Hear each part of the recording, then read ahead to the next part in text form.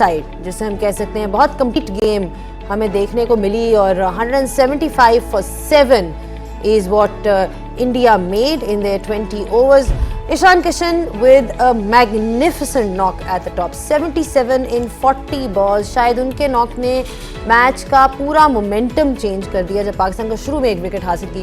पाकिस्तान की batting in response did not show up at all. 114 पे out हो गए। उस्मान खान ने अच्छी इनिंग्स खेली, लेकिन इसके अलावा they looked completely out of sorts और इंडिया ने ये मैच 61 रन से जीत लिया।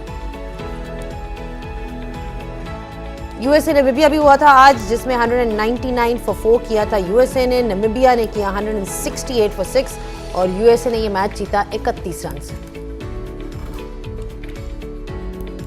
नेपाल वेस्ट इंडीज में 133 for 8 हुआ और उसके रिस्पांस में 134 for 1, यानी वेस्ट इंडीज़ की हम बात कर रहे हैं। उनकी बैटिंग किस तरह से चल रही है और किस तरह से उनकी परफॉर्मेंसेज हम देख रहे हैं। बड़ी कंफर्टेबल और क्लिनिकल विक्ट्री थी उनकी तरफ से। They won this by 9 wickets.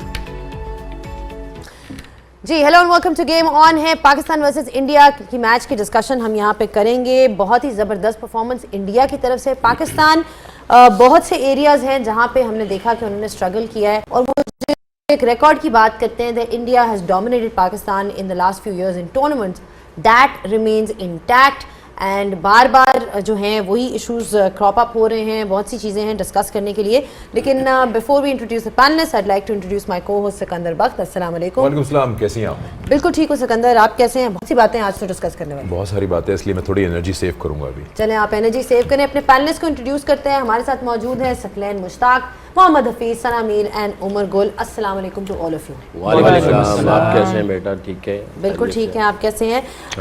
इस परफॉर्मेंस के बाद तो मेरा ख्याल है सबके जिसे कहते हैं ना कि मोराल काफ़ी लो हो जाता है जो देख रहे होते हैं, बिकॉज ये पहली बार नहीं हुआ, it's been happening again and again and again. So disappointing performance from Pakistan. आपकी क्या थॉट्स हैं? कहाँ गलतियाँ हुई? ओवरऑल आप इस मैच को कैसे देखते हैं? ऑब्वियसली हार बता ही देती है कि बहुत सारी गलतियाँ की हैं और कुछ ऐसी गलतियाँ हैं जो कि बिल्कुल सामने हैं, जो सामने नहीं हैं। जो पीछे कतार धरता है उनको भी समझ आ गई होगी कि क्यों हमसे गलतियाँ पीछे जो बैक एंड पे हो रही हैं।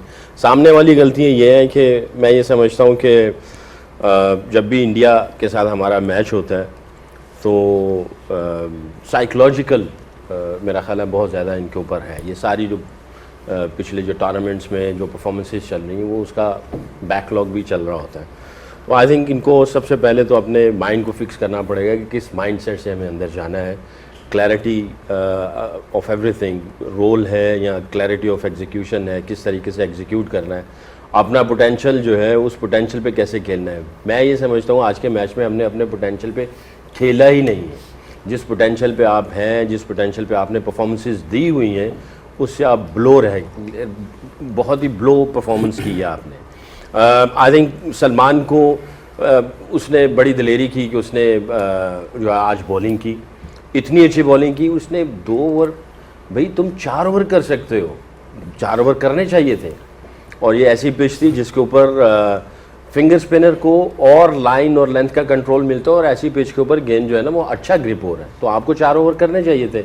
और मैं गिला करूंगा स्पोर्ट्स स्टाफ से भी, अगर कोई बॉलिंग कोच था या हेड कोच था, उसको पीछे से इंडिकेशन रिमाइंडर कॉल्स चलते हैं, रिमाइंडर मैसेजेस आते हैं कि यार अच्छा कर रहे हो, कर सकते हो, थोड़ी सी एश्योरेंस मिल जाती है। कैप्टन को भी पीछे से अगर कोई हल्का सा मैसेज आ जाता है कि यार बहुत अच्छा लग रहा है, एनालिस्ट बता सकता है कोच को, कोच उसको जाके बता रहे हो यार अच्छा लग रहा है, तुम कर सकते हो। ये ना हो कि तुम किसी और सोचों में चले जाना।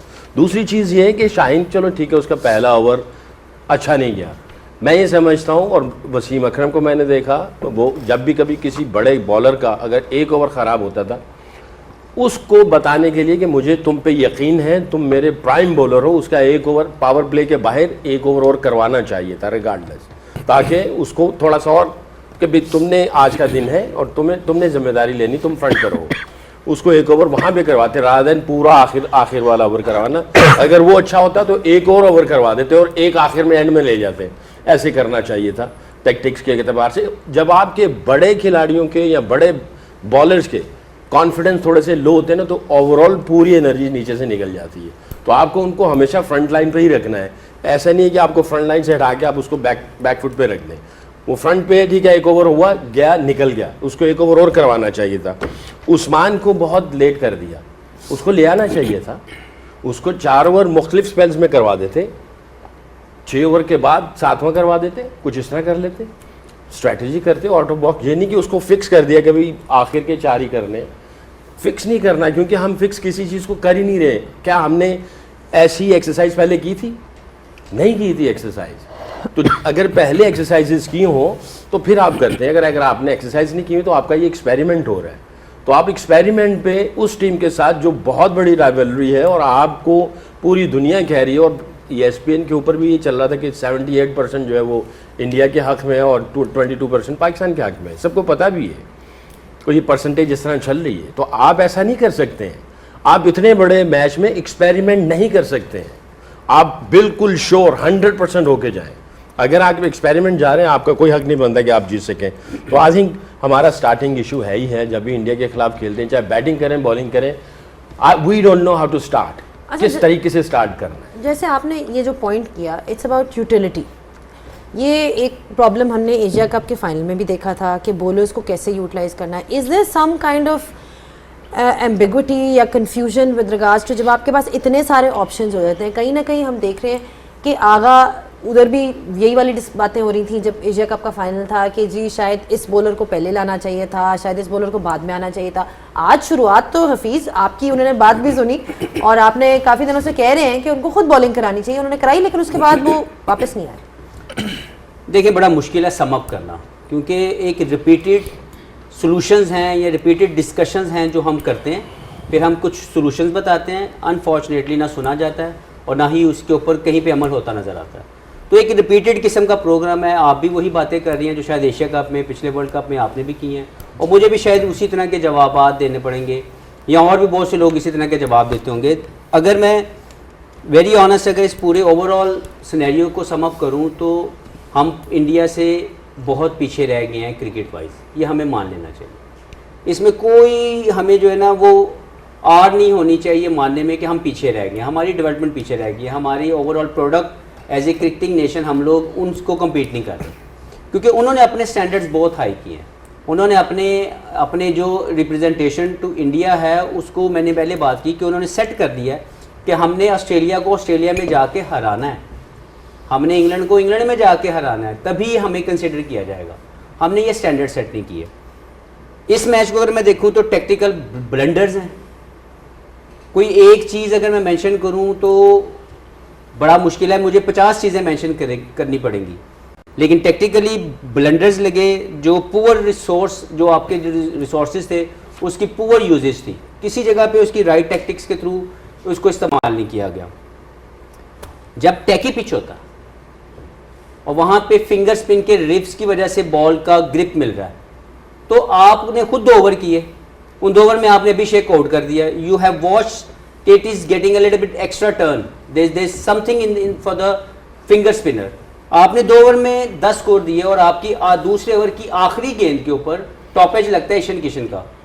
अनफॉर्चुनेटली वो ऐसी जगह पे गिरता है कि वहाँ पे कोई फील्डर नहीं है। बट यू शुड अंडरस्टूड कि अगर मेरे 2 ओवर में मुझे 10 स्कोर हुआ है और मैं बेहतर बॉलिंग कर रहा हूँ, 2 लेफ्ट हैंडेड बैट्समैन खेल रहे हैं, why am not bowling the third over, why am bringing a mystery spinner who's not getting anything from that pitch। तो जब मेरा अच्छा चीज़ चल रही है, मैं तीसरा ओवर कर दूं, मैं चौथा कर दूं, फिर छठा ओवर आप साइम अयूब से करवा रहे हैं। Are not understandable to me. आप अपने सबसे मेन बॉलर को लेके आएंगे या आप ऐसे बॉलर को लेके आएंगे जिससे बॉल सही तरह नहीं गिरता, he is okay but he is not a main bowler. फिर मुझे इससे ज़्यादा तकलीफ हुई कि छठे ओवर में मैंने देखा माइक हेसन ग्राउंड के अंदर आए। I thought may be tactically कुछ ऐसी बातें होती हैं जो आप आके बताते हैं और उसमें कोई अमल दरामद या प्लान चेंज किया जाता है। मुझे लगा कि यार मैं और गुल इकट्ठे मैच देख रहे थे, मुझे लगा कि शायद इस वक्त चले अगर छठे ओवर में नहीं लेके आए तो स्ट्रेट अवे, क्योंकि उनके 6 ओवर में 47 रन थे और मैच हमसे दूर होता जा रहा था क्योंकि ईशान किशन बहुत अच्छा खेल रहे थे। मुझे लगा कि यार यहाँ पे उस्मान को लेके आएंगे क्योंकि समहाउ दिमाग में तो उनके मौजूद है ना, ही बोल्ड फैंटास्टिकली वेल। उस्मान ने बहुत शानदार बॉलिंग की है, उसने अपना हक अदा किया, जो उसके मुतालिक ख्वाहिश बनी हुई थी उसके मुताबिक ही बॉलिंग की, लेकिन उसकी यूजेज गंदी थी, उसकी यूज़ करने के लिए अटैकिंग माइंडसेट नहीं था। वो 10 ओवर के बाद आया, 9 ओवर में मैच खत्म हो चुका था। ईशान किशन ने 8.4 या 5 ओवर में जब वो आउट हुए हैं उससे पहले मैच ख़त्म कर दिया हुआ था। तो हमें ये टेक्टिकली क्यों नहीं समझ आ रही थी कि match is going away from us, why we are saving someone जो हमारे लिए एक आपके मुताबिक ट्रम्प कार्ड और मेरी समझ में सबसे बेहतरीन इस मैच का बॉलर था, हमने उसको क्यों नहीं दिया हुआ? हम क्यों इस इंतज़ार करते हैं? तो मुझे लगता है कि ये वो गलतियाँ हैं जो कप्तानी के ज़ुमरे में आती हैं, जिसका जिम्मेदारी आगा को लेनी पड़ेगी। और जो पीछे बैठी मैनेजमेंट, जैसे सकलैन भाई ने कहा कि उन्होंने अगर फीड नहीं किया तो ये भी बहुत बड़ी गलती है। उसके बाद जब बैटिंग में आप जाते हैं तो बैटिंग में आपके अनडेवलप्ड स्किल्स हैं जो आज फिर नज़र आ रहे हैं कि आपके स्किल्स अभी उस लेवल के नहीं हैं जिसमें आप जो कह रहे हैं कि हमने अटैकिंग जोन में क्रिकेट खेलनी है, आप उसके मुताबिक इक्विप्ड नहीं है, आपने अपने शॉर्ट रेंज रेडी नहीं किए हुए। और जैसे ही आप उसको करने की कोशिश करते हैं आप दूसरी टीम के टैक्टिक्स को नहीं मैनेज कर पाते। तो मेरे नज़दीक ये वो चीज़ें जो होती हैं, लेकिन सोल्यूशन सिर्फ एक है, set your standards to beat Australia in Australia. जब तक आप ये नहीं करेंगे, ये आप कंसीडर ना करें कि पाकिस्तान इंडिया के जो भी हम आईसीसी में मैच खेलते हैं उसमें हरा सकेगा। अगर हमने इंडिया को आईसीसी इवेंट में हराना है, हमें ऑस्ट्रेलिया को ऑस्ट्रेलिया में जाके हराना पड़ेगा। ठीक है। ओवरऑल जो बात अभी तक चल रही है और जिस तरह से मैच देखा, थोड़ी देर के लिए इंडिविजुअल्स को छोड़ देते हैं टीम में, और जो कप्तान काफ़ी टाइम से बोले थे टैक्टिक्स की, गेम प्लान की, जो कि इन प्लेस नज़र नहीं आई। कुछ पॉइंट्स सकलन भाई ने पॉइंट आउट किए, कुछ हफीज़ ने भी बताए। जैसे कि इन दोनों ने कहा क्यों नहीं उस्मान को यूज़ किया, मुझे ऐसा लगता है कि उनके पास डेथ ओवर्स में दूसरा कोई था ही नहीं। शाहीन पे उनको पूरा भरोसा नहीं था, 2 ही ओवर्स कराए तो कौन कराएगा आखिरी के overs, so they had no choice. But आपके पास अगर आप एंड में लेके जा रहे हैं, जो आपके ज़हन में एक बात, और आपने ये पहले प्री में भी हमसे बात की कि एक टेम्पलेट सेट है कि उस्मान जो है वो एंड में करते हैं। एग्जैक्टली। तो यानी पहले मैंने भी आपको जवाब दिया था कि पहले 10, 12 या 13 ओवर में मैच खत्म हो जाएगा तो फिर आप उसको लेके आएंगे। मैं आपकी बात तो से मैच तो 9 ओवर में खत्म हो गया था। मैं टोटली एग्री कर रहा हूँ आपकी बात से। मैं तो ये कह रहा हूँ technically it was a blunder. हाँ बिल्कुल था, और एग्री कर रहा हूँ। मैं तो सिर्फ ये कह रहा हूँ कि उनके पास शायद डेथ ओवर्स में कोई और है ही नहीं बॉलर, या तो कोई ऐसा पॉइंट आउट करवा दे। आपकी ये बात काफी हद तक सही है। कंप्लीट कर लो सवाल को। अलार्म बेल्स या डिस्कशंस हमारे चल रहे थे कि जी आपका एक बॉलर स्ट्रगल कर रहा है, उसकी 39 की एवरेज है, उसकी इकोनॉमी 9 की है, और वो शायद पूरा फिट भी नहीं है। आप दूसरे बॉलर्स को इस मैच से प्रायर टेस्ट भी नहीं कर रहे सीमर्स में। So you are asking for trouble and then you are looking at yourself and saying कि ये हुआ तो क्यों हुआ।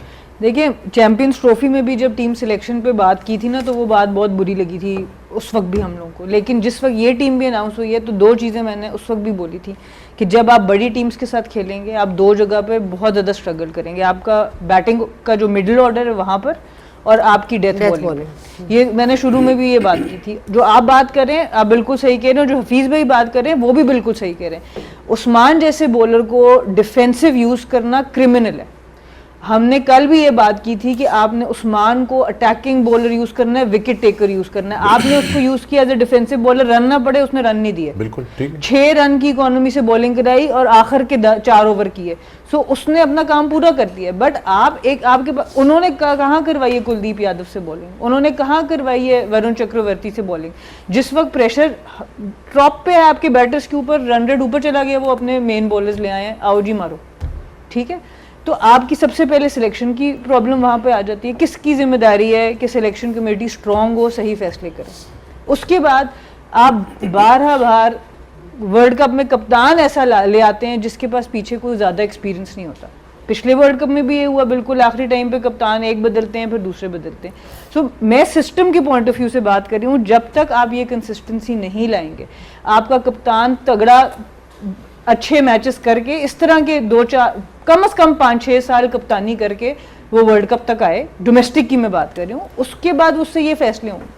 उन्होंने स्टार्ट तो बहुत अच्छा कर लिया आज सलमान अली आगा ने, वो आउटस्टैंडिंग था, उस पर करेज, और वो करेजियस ज़रूर है, मैं उनकी इसमें तारीफ करूँगी, वो करेजियस ज़रूर है। वो बैटिंग में भी अब कोशिश कर रहे हैं अपने ऊपर आने की, पर वो अच्छी टीमों के आगे 1 डाउन पे अभी आपके पास बहुत छोटा सैम्पल साइज है। आपने पाकिस्तान के लाहौर की विकेटों पे जाके रन कर दिए तो आप ये नहीं समझ सकते कि हम सेट हो गया हमारा बैटिंग ऑर्डर। वो भी बिल्कुल लास्ट मिनट चेंज था आपका, एंड वर्ल्ड कप से पहले आपने इतना बड़ा शिफ्ट कर दिया। तो कहने की बात ये कि हम फ़हीम से हम बॉलिंग नहीं करा रहे, हम एक फास्ट बॉलर से जा रहे हैं, वो भी ऐसा जब शाहीन बहुत आउटस्टैंडिंग भी नया बॉल करते हैं ना, तब भी उनकी डेथ बॉलिंग के लिए आप दूसरे बॉलर्स को, हारिस रऊफ और बाकियों को यूज़ कर रहे होते थे। आप शाहीन को बहुत ज़्यादा ओवर नहीं देते थे जब वो अच्छी फॉर्म में भी होते थे। अभी उनकी फॉर्म अच्छी नहीं है और आप दूसरा कोई मीडियम पे आप फहीम से ओवर भी नहीं करा रहे और कोई दूसरा बॉलर भी नहीं खिला। अगर फहीम एज स्पेशलिस्ट बैटर खेल रहे हैं तो फिर वे कर लीजिए। फिर देखिए जब हम क्लैरिटी की बात करते हैं ना, जो बैटर है वो विकेटें ले रहा है। साइम अयूब का मेन काम बैटिंग है, वो 3 आउट कर रहे हैं, और शाहीन का मेन काम बॉलिंग है, वो नीचे से 20-25 कर रहे हैं। सो आपको ये क्लैरिटी देनी पड़ेगी और मेन काम इनसे जो इनके पहले काम है वो आपको कराने पड़ेंगे। सो अनफॉर्चुनेटली जब बड़ी टीम, अभी आप जब नीदरलैंड से भी आप बिल्कुल बहुत एंड पे जाके जीते हैं, कन्विंसिंग परफॉर्मेंस आपकी। एक यूएसए थी जिसमें उनके 2 मेन प्लेयर नहीं खेले उस दिन, आपको पता है, वो मकामा जो एक बैटर हैं और अली खान बॉलर हैं, दोनों वो नहीं खेले उसमें। सो अब ये अब आहिस्ता आहिस्ता आपको इस बाकी वर्ल्ड कप में पता चलेगा। बट अफसोस की बात है, हम वही बातें जैसे हफीज़ भाई कह रहे हैं, वही बातें हर दफ़ा के रिपीट करते हैं जब किसी बड़ी टीम से मैच होता है। चले ये तो बात होगी उमर टैक्टिक्स की, यहाँ पे डिस्कशन चल रही है कि कौन सा बॉलर किस टाइम पे लगा, तो बहुत ज़रूरी बात है बिकॉज उससे आपका पूरा मोमेंटम चेंज हो गया, जो हमने देखा भी था कि सलमान आगा ने स्टार्ट अच्छा किया। जी बहुत अच्छी बात की आपने, मुझे बड़ा मज़ा आ रहा है। अगर मैं आपकी जगह पे आ जाऊँ और आप मेरी जगह पे आ जाएंगे, ये प्रोग्राम अच्छा चलेगा? चांसेस कम है ना, क्योंकि एक रोल है और एक तरीकाकार है कि आपके स्किल्स हैं पूरे प्रोग्राम को चलाने के, मेरे नहीं है, मैं जवाब दे सकता हूँ। तो ये जो ज़रूरी चीज़ें हैं ना, जब हम वो मिस कर जाएंगे ना, तो फिर हम इसी तरह के प्रोग्राम्स करते रहेंगे, लेकिन जिनको फ़र्क पड़ना चाहिए अनफॉर्चुनेटली नहीं पड़ रहा।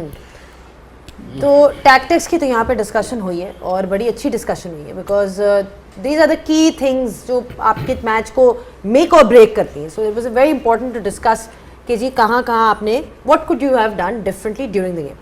But let's talk about the bowling because वो आपकी स्पेशलिटी है। आपने जिस तरह से शुरुआत की, सलमान आगा ने बड़ी अच्छी शुरुआत की पाकिस्तान के लिए, आज बड़ी अच्छी एक विकेट भी उन्होंने हासिल की और बड़ी की विकेट जिसके ऊपर बड़ी डिस्कशंस हो चुकी हैं। उसके बाद शाहीन है, शाहीन का जो फॉर्म है in the last in tournaments, we are not talking about PSL, we are not talking about bilaterals, I am talking about ICC tournaments, वो क्यों उस तरह से नज़र नहीं आता? उनकी ओवरऑल बॉलिंग को आप कैसे देखते हैं, क्या प्रॉब्लम्स नज़र आते हैं? बिकॉज एक टाइम था when he was considered the main match winner for Pakistan ball उनको देखता था जब भी विकेट चाहिए थी। अब ऐसा नहीं है, अब आपने उनसे 2 ओवर कराए, एक आपने शुरू में कराया उनको रन्स पड़े और एक आपने उनको आखिरी ओवर दे दिया जिसमें उनको फिर से रन्स पड़े। तो what is his role, where does he fit in this side is the question. देखिए गलतियाँ तो हमने काफ़ी सारी की और काफ़ी सारे हमने डिस्कस भी की है, इसमें प्लानिंग भी है, आपके कोच का रोल भी है। जिस तरह हफीज़ ने कहा कि छठे ओवर के बाद जब पहले ड्रिंक हुआ उसके बाद आप आए हो, वहाँ पे आपने क्या मशवरा दिया, क्या कैप्टन को सम टाइम, जिस तरह सेकी भाई ने कहा कि कैप्टन को समझ नहीं आई थी, कोचिंग स्टाफ जो बाहर जो मैनेजमेंट बैठा हुआ उनका रिस्पॉन्सिबिलिटी कि वो कैप्टन को रिमाइंडर दे दे कि कौन से बैट्समैन खेल रहे हैं, इसके लिए मैचअप क्या हो सकता है, वो गलतियाँ हमने की है। फिर आपके जो जिसको आप कह रहे थे कि ट्रम्प कार्ड है हमारा उस्मान, उसको आप लेट लेके आए, 11वें ओवर में आप उसको खिला रहे हो, जिस तरह बॉलिंग दे रहे हो। हमने पहले ही कहा था कि इसको आपने ऐसे यूज़ करना है कि बाकी बॉलर उसके सराउंडिंग में बॉलिंग करे, वो गलती आपने की है। फिर आपने शाहीन की बात कर रहे हैं कि वो क्यों नहीं आउट कर रहा, ऑब्वियसली उसकी फॉर्म अच्छी नहीं है और उसको हमेशा से एक तो उसके रिदम का मसला है और उसको अभी ख़ुद वो उस कॉन्फिडेंस में नहीं है और वो हमेशा तब परफॉर्म कर रहा था जब उसको पहली ओवर में एक आध विकेट मिलती थी या दूसरे ओवर में, तो वो हमेशा आपके लिए परफॉर्म कर रहा। लेकिन जब आपके फॉर्म नहीं हो, आपका रिदम अच्छा नहीं हो, तो आपको अगर अर्ली ऑन आपको विकेट नहीं मिले तो ऑब्वियसली आपसे जो एक्सपेक्टेशन है टीम की कि आप ब्रेक थ्रू दिलाओगे, तो सम टाइम पे फिर आप अंडर प्रेशर आते हो, आप अपना फोकस लूज़ करते हो, फिर आप वेवर्ड हो जाते हो, आपके जो बॉलिंग डिसिप्लिन है वो एक जगह पे आप बॉल नहीं करते। आज भी पहले जो 2 बॉल की काफ़ी लूज़ बॉल की है, उसने अपने आप को अलाउ नहीं किया कि मैं कौन से लेंथ से बॉल करूँ, तो उसने जब आगे बॉल किया स्विंग हो रहा था, लेकिन अगेन वही कि उसको कॉन्फिडेंस नहीं आ रहा। प्लस यहाँ पे सारी चीज़ें तो हमने डिस्कस की है, टैक्टिक्स वाइज भी, कोचिंग के भी, जो प्लानिंग थे हमारे वो भी कि दो लेफ्टी खेल रहे हैं, ऑफ स्पिनर अच्छा बॉल कर रहा है, उसका बॉल ग्रिप भी हो रहा है, स्पिन भी मिल रहा है, वहाँ पे हमने वो मिस्टेक की, वो तो ऑलरेडी डिस्कस हो गई। लेकिन अगेन हमने 2 चीज़ें आज मिस की है मेरे ख्याल से। एक तो प्रिपरेशन हमारी उस तरह की नहीं थी जिस तरह हमने मैंने कल भी आई थिंक डिस्कस किया था कि इंडिया वेल प्रिपेयर्ड आए थे, उनको पता था कि अगला मैच हमारा किस टीम के अगेंस्ट है, उसके लिए हमने क्या प्रिपरेशन करनी है। आज जो हम बात डिस्कस कर रहे हैं कि उस्मान को और क्यों नहीं कराया छठे ओवर पावर प्ले में, पहले 6 ओवर में, तो इससे पहले हमने लास्ट मैच में कई ऐसी कोई तैयारी की थी या कोई ऐसी एक्सपेरिमेंट हमने की किया था कि उसको एंड में कि आपने अगर ज़रूरत पड़ गई तो हमने ट्राई आउट किया, किसी को ट्राई आउट नहीं किया। इंडिया ने लास्ट मैच में पांड्या से बॉल कराए, दुबे से बॉल कराए, बुमराह को पीछे लेके आए। आज उन्होंने स्टार्ट वही पांड्या से कराया, पहली 2 ओवर में उसने 2 आउट करके दे दिए। तो आई थिंक एक तो हमारी प्रिपरेशन बिफोर द गेम उस तरह की नहीं थी, और second I think game awareness बहुत इंपॉर्टेंट है। आपने कंडीशन को किस तरह रीड करना है। ऑल दो अगर आज उनकी आप देख भी ले, जो डॉट बॉल रेशो इंडिया की 36% हमारी है 51, वो तो हम खैर पहली जो पावर प्ले था 6 ओवर में मैच एक साइड पे हो गया। उसकी बात मैं इसलिए कर रहा हूँ कि आपके टैक्टिस तिलक वर्मा, सूर्या कुमार यादव अपने नेचर के अगेंस्ट खेले, क्योंकि जो कंडीशन थी वो आपको अलाउ नहीं कर रहा था। जो सेट बैटर था और जिसके बल्ले पे बॉल आ रहा था, तिलक वर्मा उसको सिंगल देख के वो हिट कर रहा था, क्योंकि वो अच्छी फॉर्म में था।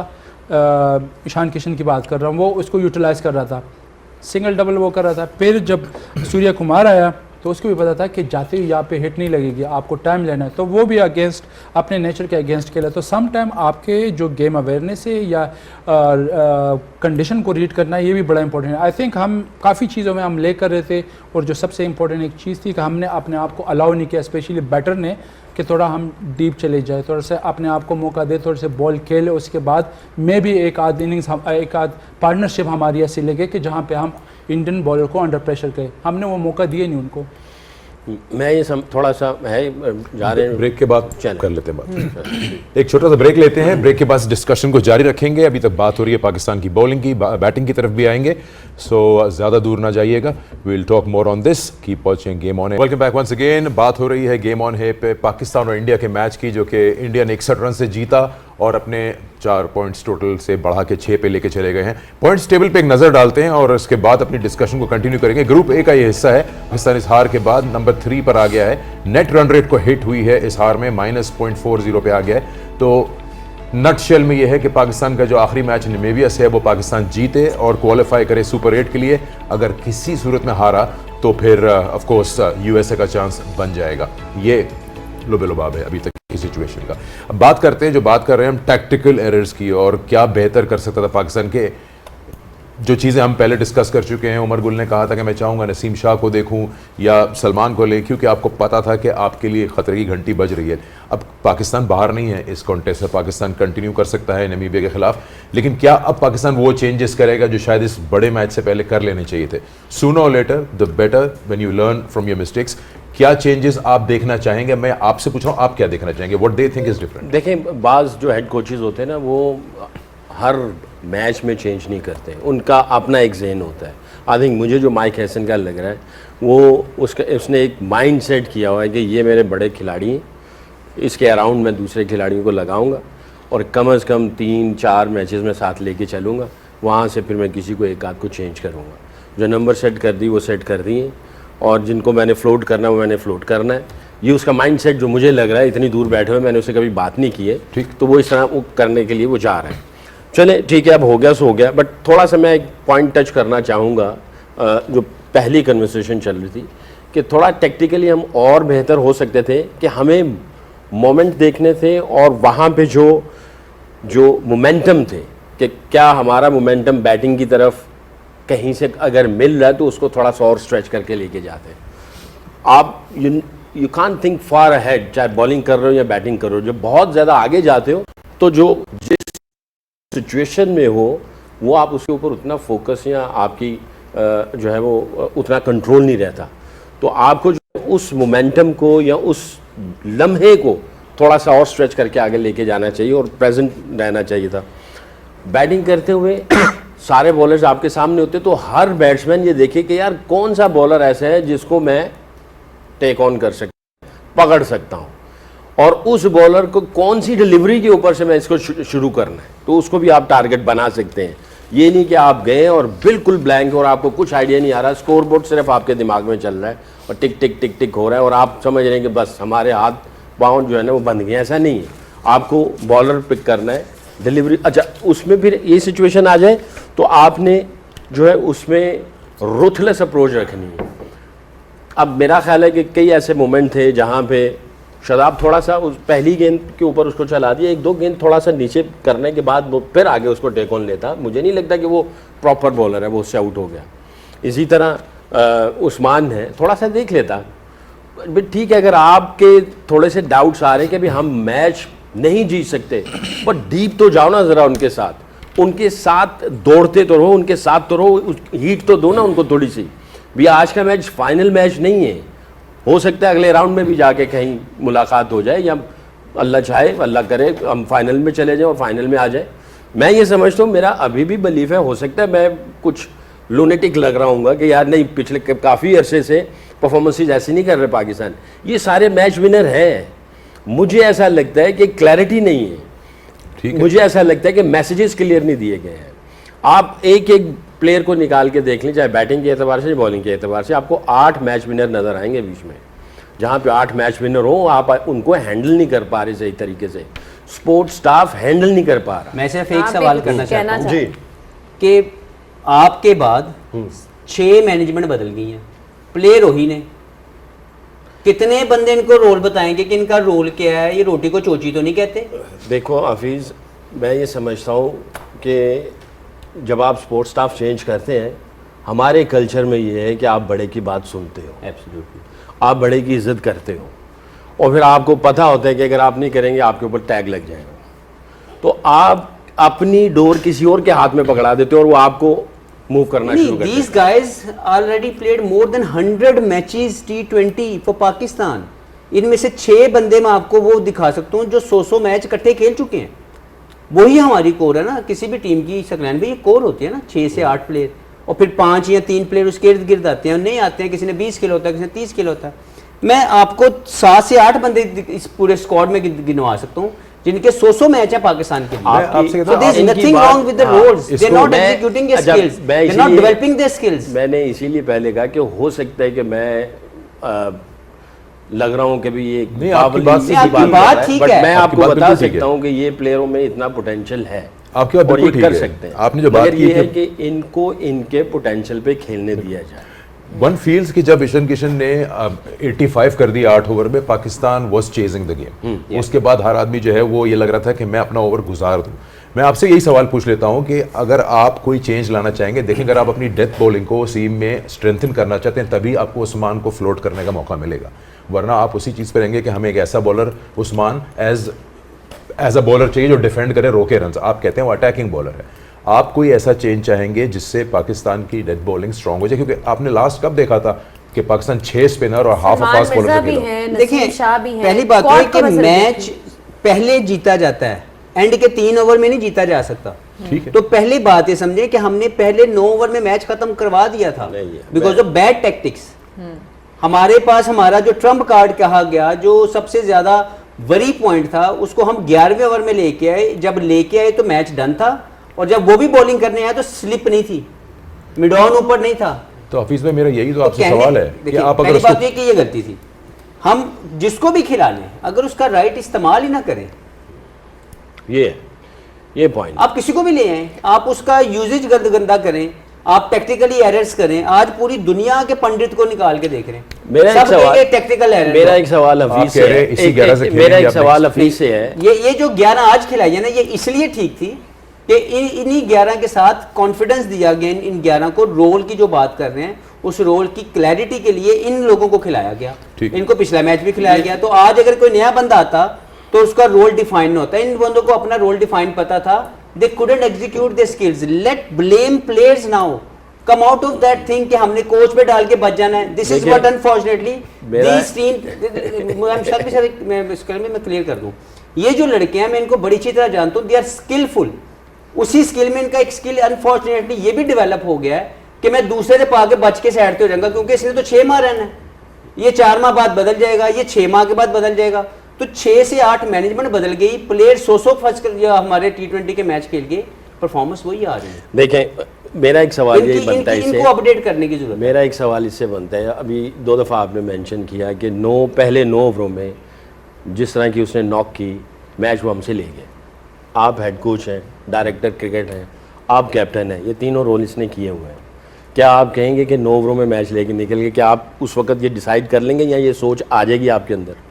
नहीं आएगी? देखें, पहली बात तो ये है कि मैच को पहले 9 ओवर में हमने स्लिप करवा दिया और उन लोगों ने उसके बाद बड़े टेक्टिकली मतलब यू कैचिंग अप ना, जी, उसके we बाद were just आप trying फिर to जो change it. Behind the game हम तो एक रस्मी आपको कार्रवाई जो थी ना, इनिशियल एक वो मिल सकता एक था, रस्मी कार्रवाई थी जिसको हम momentum. पूरा कर रहे थे कि हमने 20 ओवर करने थे। अच्छा, उन्होंने 20 ओवर खेले ये जो थे। 175 है, क्या ये चेजेबल नहीं था? नहीं, इस पिच पे नहीं था। इस पिच के ऊपर पार रन 150 रन से ज्यादा अगर कोई टीम करती वो नहीं करने देना था उसने बाद में। और अगर मैं आपको, हम सब ने मैच देखा है, पहले बॉलिंग करते वक्त 2.7 2.8 की टर्न मिली है, स्क्वायर टर्न, और बाद में 1.5 या 1.6, तो तकरीबन आधा टर्न कम था। और हमने देखा बाद में पहले ग्रिप था विद बाउंस बॉलिंग करते जी, बाद में नहीं था, टर्न कम हो गया, कम हुआ। तो 175 तो हो जाना चाहिए था। यही मैं कह रहा हूँ कि टैक्टिकली टॉस जीत के बैटिंग करना, बॉलिंग करना बिल्कुल ठीक था। हमने अपने बॉलर को सही तो इस्तेमाल यही किया। बात हुई ना कि पहले 175 हुआ, टर्न ज्यादा था, 9 ओवरों में उन्होंने नहीं, हमने वो बुरी किया। बॉलिंग करके करवा दी ना। पहली तो ये सोच ना कैप्टन के जहन में आनी चाहिए थी, ना किसी कोच के जहन में आनी चाहिए थी, क्योंकि ये मैच 40 ओवर्स का है, 9 ओवर का नहीं है। दूसरी चीज, अगर टर्न बाद में कम हो रहा है और आपने बाद में बॉलिंग की है और आपने कवर अप कर लिया, ये 200 से ऊपर जा रहा था, आप 175 पे लेके आए, तो आपको मोमेंटम आ गया अब आपके हाथ में। बट इसमें लेकिन सलाह वहाँ ये यहाँ है से कि आपको एक- हमने अपने पहले momentum 3 को ओवर में carry on 3 आउट रखना। करवा दिए। चलें, इसमें जो बात यहाँ पे हो रही है, जो एक आप भी कप्तान रह चुके, फर्स्ट मूवर एडवांटेज कुछ है कि नहीं, जो इन्होंने बात की, जो ये बात कह रहे हैं कि नहीं, एक मैं वो बात कर रही हूँ कि आपने शुरू में ही मैच को ग्रिप में अपने लिया है। देखिए, जितना शॉर्टर वर्जन होता है ना, उसमें बाद में कम बैक करना ज़्यादा मुश्किल होता है। टेस्ट मैचेस में आप आखिरी सेशन, आखिरी 2 सेशन, आखिरी दिन आके भी पूरा का पूरा टेस्ट मैच पलट सकते हैं। वनडे में वो और कम हो जाता है। T20 में मैं अग्री करती हूँ जो हफीज़ भाई बात करें, जितना आप टॉप हैवी जाएंगे बैटिंग से भी बॉलिंग से भी, जितना आप मैक्सिमम डैमेज शुरू में कर देंगे, फिर आप गेम को चेज नहीं करते। यहाँ पे आप बाद में मैच नहीं जीत सकते। बहुत रेयर होता है कि आपने 100 रन खा लिया पहले 10 ओवर में और उसके बाद अगली टीम को आप 160 में आउट कर दें, ये बहुत कम होता है। मेजॉरिटी ऐसी होता है कि you are chasing the game, जो मुझे लगता है कि जो लिमिटेड ओवर फॉर्मेट है, ठीक है, बड़ी क्रिकेट में आप उसको बाद में भी सेशंस में कवर कर लेते हैं। बात वही आ जाती है आपकी सिलेक्शन की, जो आपकी टीम की सिलेक्शन है, आपके जो कप्तान की करेज पे मैं कोई मुझे डाउट नहीं है, उसने अपने तरफ से अपने आप को आगे करने की कोशिश की है, बैटिंग में भी बॉलिंग में भी, जो भी वो कोशिश कर रहा है, लेकिन अभी मैच्योरिटी नहीं है।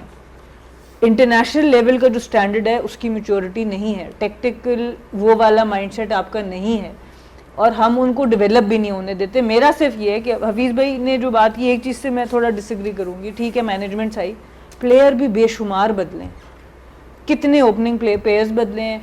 हसन नवाज को हम लाते हैं जी, जनरेशनल टैलेंट है, वो बाहर हो जाते हैं। मोहम्मद वसीम जूनियर को आप डेवलप करते हैं 2 साल, वो बाहर हो जाते हैं। इरफान खान नियाजी बीच में मिडिल ऑर्डर में आते हैं, वो बाहर हो जाते हैं। आप सारा वक्त टीम ही चेंज करते रहते हैं।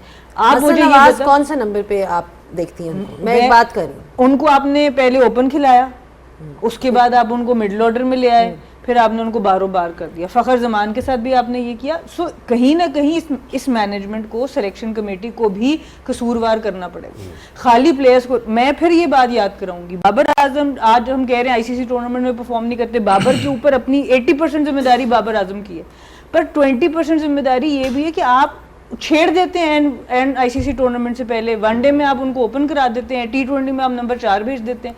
यूटिलाइजेशन, जो हफीज़ भाई की बात है, आप कल को किसी को भी खिला देंगे, आप यूटिलाइज ही नहीं कर रहे। फ़हीम अशरफ को आपने पिछले 6 महीने, साल से साथ रखा हुआ है, मेरे ख्याल से पूरे साल में 15 से 20 ओवर से ज़्यादा उन्होंने कराया नहीं होगा, और बैटिंग वो नंबर 8 पे करते हैं और स्पिनर को वो ज़्यादा हिट नहीं करते। कमाल। तो कितना लिमिटेड कर दिया आपने खुद अपने प्लेयर को। तो ये देखे ना कि बॉलिंग कोच क्या कर रहा होगा, वो खुद थोड़ी कहेगा फहीम के दे दो, कहना चाहिए, वो भी कहना चाहिए, बट स्पोर्ट्स स्टाफ का बड़ा कसूर है। उमर से पूछ लेते हैं। को यूटिलाइजेशन करनी चाहिए पूरी।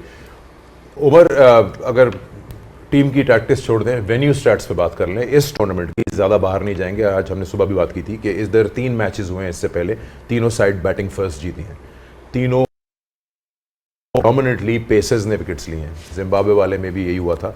पाकिस्तान ऑफ कोर्स सिर्फ शाहीन के साथ गया जो ऑलरेडी स्ट्रगल कर रहे हैं, 6 स्पिनर्स के साथ खेला। फ़हीम अशरफ की यूटिलिटी की इन्होंने बात की कि वो तीनों मैच खेल गए लेकिन बॉल एक भी नहीं किया, तो वो एज स्पेशलिस्ट बैटर खेल। फिर वो कोई समझेगा फ़खर जमान मेरे रिश्तेदार हैं, लेकिन अगर आपने वे करना है एज अ स्पेशलिस्ट बैटर है, पाकिस्तान ने क्या वो स्टैट्स जो वेन्यू के थे रीसेंट वो भी इग्नोर कर दिए? क्या पाकिस्तान की स्ट्रेंथ बैटिंग है कि उन्होंने चेज़ करने का चूज़ किया? What was according to you the mindset कि पाकिस्तान ने ये डिसीजंस लिए? ख्याल से पहले तो मुझे खुद समझ नहीं आ रही कि पाकिस्तान की स्ट्रेंथ क्या है, बैटिंग या बॉलिंग, क्योंकि आप दोनों में पूरे वो कंप्लीट आपके स्पेशलिस्ट नहीं हैं। मैं पहले डे से मैं तो इस चीज़ के फेवर में हूँ कि आपके जो डेप्थ में या मिडल में जहाँ पे आपको ज़रूरत पड़ती है, आपको फास्ट बॉलर की, आपने फास्ट बॉलर खिलाने जिस तरह अभी आपने कहा कि यहाँ पे अगर पेसर की विकेट देखे इस वेन्यू पे स्पेशली पर मदासा में, तो सबसे ज़्यादा पेसर के मैचेस में ये हुआ है वर्ल्ड कप के, और वो इसलिए हुए कि डेथ के जहाँ पे यहाँ पे ऑफ कोर्स आपको रिवर्स स्विंग मिलता है, बॉल जल्दी पुराना हो जाता है, स्क्वायर इतना ड्राई होता है कि यहाँ पे जब शॉट लगते हैं और जब स्क्वायर पे बॉल लगता है तो वो स्क्रैच हो जाता है। तो यहाँ पे एक तो ये है कि आपके डेथ में आपके यॉर्कर जो आपके स्किल्स है वो हमें बहुत कम नज़र आ रही है इस टीम में स्पेशली, और प्लस जो मिडल में भी जो जिन बॉलर ने, आप पेसर की बात कर रहे हैं तो उन्होंने ज़्यादातर विकेटें लिए मिडल में, वहाँ पे अपने वेरिएशन को यूज़ की है बड़े क्लेवरली और बड़ी क्लैरिटी के साथ, वहाँ पे अपने वेरिएशन को यूज़ किया। और जो सबसे इम्पोर्टेंट चीज़ है कि यहाँ पे बाउंड्री बहुत बड़ी है। आज के मैच में अगर आप देखते हैं शाहीन का जो आखिरी ओवर था, सामने की फील्डिंग बाउंड्री है वो 81 मीटर्स है, स्क्वायर की उससे थोड़ी सी छोटी है, और जहाँ पे लो बाउंस पिचेस हो वहाँ पे स्क्वायर ऑफ द विकेट जब आपको हिट लगती है तो इट्स मीन्स कि आपने बुरा बॉल किया है। शाहीन ने उसी ओवर में बुरा बॉल इसलिए किया कि एक मिड विकेट पे का है चिका, एक कट पे का है, लूज बॉल था, सामने 81 मीटर की बाउंड्री, सामने कितने हिट का है उसने? कुछ भी नहीं। आपका गेम अवेयरनेस ही नहीं है, आपके अपनी फील्ड के अकॉर्डिंग टू द फील्ड आप बॉल ही नहीं कर रहे हो। तो पेसर वही कामयाब हुए जिनको अपनी वेरिएशन पे पता है और अपनी फील्डिंग का पता है और बाउंड्री को किस तरह यूज़ करना है। एक्सपीरियंस कहाँ गया जिसका आप जिक्र कर रहे थे कि मैं एक्सपीरियंस के साथ जाऊंगा एंड कंटिन्यू विद हिम, जब हम पहले दूसरे मैच के बाद बात कर रहे थे? देखिए उसके बुरा फॉर्म चल रहा है, जब आपका बुरा फॉर्म है तो आपका माइंड भी काम नहीं करता, फिर आप जो करते हो वो आपके फेवर में नहीं जाता। अगेन वही कि आपने दूसरे प्लेयर पे 15 का स्क्वाड है ना, आप मैच टू मैच चले जाए, किसी पे तो ट्रस्ट कर रहे। फ़हीम अशरफ को आप खिला रहे, आपने उससे एक आध ओवर ट्राई किए नहीं, आपने ट्रस्ट नहीं किया। सिलेक्शन की हम बात कर रहे हैं, बिल्कुल मैं एग्री कर रहा हूँ सना के साथ, आपने सिलेक्शन कमेटी है उनको ब्लेम किया कभी? आपके जो मौजूदा टीम है इसमें मिडल ऑर्डर बैट्समैन कौन सा है? आप ओपनर को ही नंबर 5 पे खिला रहे हो या नंबर 4 पे खिला रहे हो, तो आपकी सिलेक्शन ही गलत है। आप बात कर रहे हो कोच की कि उसका जो कम्युनिकेशन है और ट्रस्ट है वो बड़ा ज़बरदस्त है प्लेयर पे। साइम अयूब काफ़ी टाइम से वो स्ट्रगल कर रहा था, सबको पता है कि टैलेंटेड है, इसमें कोई शक नहीं है। आपने उसको बैक किया, उसको ट्रस्ट दिए, तो वो अभी वो परफॉर्म कर रहे हैं ना फॉर्म में। इसी तरह आपने मिडल ऑर्डर में इतने लड़के 4-5 सालों से ट्राई किए, लेकिन किसी को कंटिन्यूसली या कंसिस्टेंटली उसको नहीं खिलाया, उस पर ट्रस्ट नहीं किया। कभी एक बाहर होता है, कभी दूसरा बाहर होता है। ऑब्वियसली आपके जो मिडल ऑर्डर के बैट्समैन है, जिसमें इरफान है, जिसमें समद है, आपने उन पर ट्रस्ट किया नहीं। आपने 1-2 सीरीज को दी, एक मैच पे आप उसको बाहर कर रहे हो। और सबसे मुश्किल जगह है वो हफीज भाई मैं बताएंगे। देखिए बात ये अभी सिलेक्शन की बात कर रहे हैं, हमारे अनफॉर्चुनेटली स्टैंडर्ड गलत सेट हो गए हैं। हम अंडर 17 से लेके पाकिस्तान टीम तक मोस्ट रन्स के ऊपर बैट्समैन को सिलेक्ट करते हैं, मोस्ट ऊपर नहीं कि उसने किस नंबर पे स्कोर किया है। अगर वो ओपनर है तो ओपनर के स्टैट्स ये होंगे तो हम उसको ले लेंगे। नंबर 5 पे किया है तो नंबर 5 वाला बैट्समैन लेना। हमारे इस टीम में 2 बंदे बाहर बैठे हुए हैं, एक फ़खर और एक नाफे, 2 बैट्समैन बैठे हुए हैं। दोनों कौन है? ओपनर। उस्मान पीएसएल में कहाँ खेलता है? नंबर 3 पे मैक्सिमम। सलमान खान ने जो स्कोर करके इम्पैक्ट डाला वो कहाँ पे इसके लिए, इस्लामाबाद के लिए? नंबर 3 पे। साइम ओपनर, फरहान साहब ज़्यादा ओपनर। तो मसला तो यहाँ पे खड़ा है कि आपके बैटिंग सॉर्टेड नहीं है। बाबर नंबर 4 बैट्समैन, क्योंकि उसके स्किल्स नंबर 4 के लिए डेवलप नहीं है। नंबर 3 पे मैं अभी भी मानता हूँ बाबर का सबसे बड़ा मसला जो है वो उसके नंबर के छेड़छाड़, बिल्कुल मैं मानता हूँ। प्लस उसकी टेक्निक के अंदर, मैं अगर अपने कोचिंग पॉइंट ऑफ व्यू से उसको देखूँ तो उसकी टेक्निक के अंदर जब वो उसकी कामयाबियों का सिलसिला चल रहा था, he used to play with the top hand. इसका ये जो फ्रंट शोल्डर है ये टूटता नहीं था, अभी वो ब्रेक होता है। जैसे उसका ये शोल्डर ब्रेक होता है उसका बॉटम हैंड इनटू यूज आता है। आप जो भी उसकी क्रिकेट पिछले साल, पता नहीं किसने उसके साथ काम किया या उसको खुद ही समझ आ रही, he is trying to hit the ball hard No, game उसकी नहीं, game नहीं है. कभी थी ही He नहीं. was a He was great, never he was a power he was a hitter great or- timer of the ball. He was used to keep the shape and time the ball everywhere. अब पिछले 5-8 minute या 10 minute से जो बात हो रही है, आप बताएं, आप इनडायरेक्टली किस तरह कर रहे हैं? प्लेयर्स के ऊपर बात हो रही है या उनसे पीछे जितने लोग हैं उनसे बात नहीं हो रही है? देखिए सकलैन भाई, प्लेयर्स को भी तो सब एक टीम की बात है। रिस्पांसिबिलिटी सबकी सबकी जिम्मेदारी है। प्लेयर्स को देखिए, भी किसी पॉइंट पे जिम्मेदारी बेटा है। उनको लेनी करना पड़ेगी है ना। उनको करना है, ऐसा नहीं कि नहीं करना, बट प्लेयर्स को बिगाड़ा भी जा सकता है, खराब भी किया जा सकता है। अब ये सारे प्लेयर्स आए हैं, पाकिस्तान के लिए खेलना चाहते हैं, कुछ करना चाहते हैं, किसी का नंबर ही नहीं है, आप उसको उल्टे नंबर पे खिलाते चले जाएं। पीछे वाले लोग गलत कर रहे हैं, पीछे वाले लोगों को काम सही करेंगे, फिर आगे वाले लोगों को क्लैरिटी मिल जाएगी। ये गलत कर रहे हैं, कहेंगे प्लेयरों का भी है। भाई आप प्लेयरों को नहीं कर सकते ऐसे, पहले आप तो सुधर जाए ना, पहले ये सुधरेंगे, फिर ये सुधरेंगे, फिर काम सही होंगे।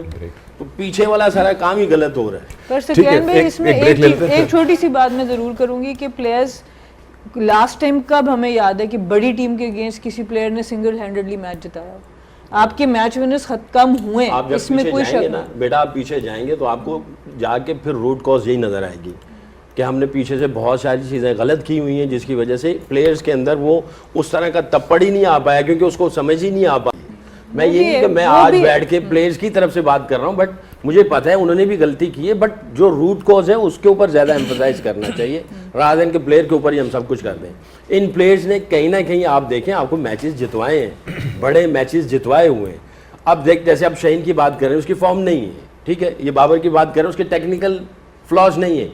वो कोच, बैटिंग कोच, जो उसकी ऑब्जर्वेशन नहीं है, उसको नहीं पता चल रहा है कि इसके अंदर कौन सा एरर आ रहा है, मेंटल आ रहा है या टेक्निकल आ रहा है या टेक्निकल फंसा हुआ है, और वो खुद एफर्ट लगा के उसके पास जाके काम नहीं कर रहा, वो अपनी जॉब जस्टिफाई नहीं कर रहा।